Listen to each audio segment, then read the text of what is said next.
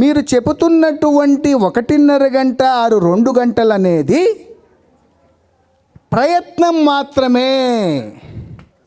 మీరు ప్రయత్నం చేస్తున్నారు, 2 గంటల సేపు కూర్చొని ధ్యానం చేయడానికి 2 గంటల సమయం కూర్చొని ప్రయత్నం చేస్తున్నారు.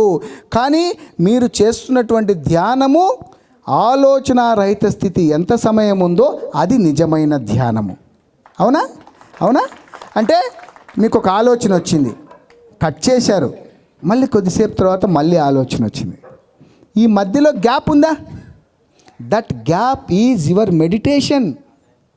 అలా మీరు ఈ 2 గంటలలో ఎన్ని కటింగ్స్ ఉన్నాయో, ఎన్ని ఆలోచనలు, అవి తీసేయాలి. ఇంకా ఆ సమయం తీసేయాలి.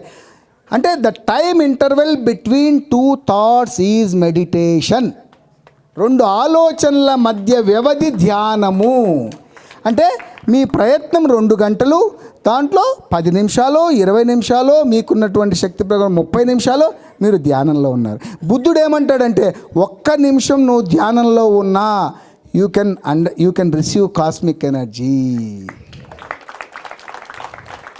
అంటే కాస్మిక్ ఎనర్జీ అనేది ఎప్పుడు వస్తుంది అంటే ఆలోచనారహిత స్థితిలో మాత్రమే వస్తుంది.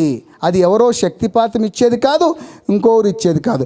మన మనసు శూన్యమైనప్పుడు మీరు ఎక్కడున్నా మీ యొక్క బ్రహ్మరంధ్రం ద్వారా ఆ యొక్క విశ్వశక్తి వస్తుంది. ఆ విశ్వశక్తి అనేది ఇనిషియల్గా మన యొక్క నాడీ మండల శుద్ధికి ఉపయోగపడి నెక్స్ట్ స్టెప్స్